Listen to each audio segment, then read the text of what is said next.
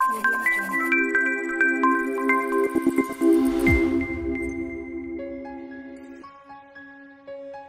स्वागत छ हजुरहरूलाई मेरो एकाउन्ट्समा। आज म हजुरहरूलाई यो 20 फिट बाइ 30 फिटको सानो घरको बारेमा सम्पूर्ण जानकारी दिनेछु। त्यसैले भिडियो अन्तिमसम्म हेरेर के कस्तो लाग्छ कमेन्ट, लाइक, शेयर गरेर साथ दिनुहोला र यस च्यानलमा नयाँ हुनुहुन्छ भने सब्स्क्राइब गरिदिनु होला र बेल आइकन अन गरी पछि यस्तै भिडियो हेर्न सक्नुहुनेछ।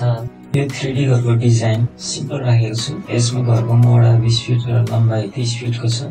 जग्गा सानो भएको कारणले तीनतिर साइड र ब्याकमा 0 जग्गा छोडेर चाहिँ डिजाइन गरेको छु।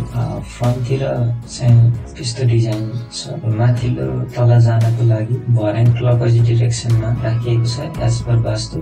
यसको 3D भ्यू चारैतिरको चाहिँ हजुरहरूले यसरी चाहिँ पाउन सक्नुहुनेछ।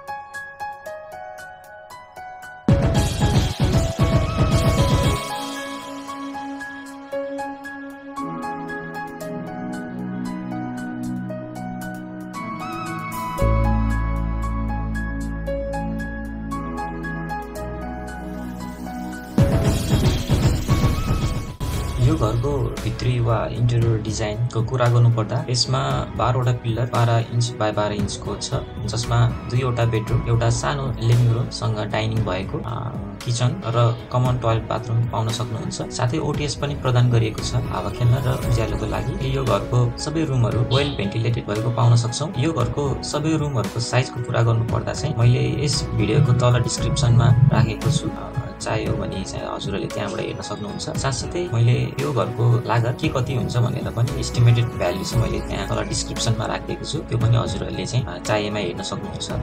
फेरि पनि मन परे वा केही कुराहरू छुट्न गएमा हजुरहरूले कमेन्टमा लेख्न सक्नुहुन्छ।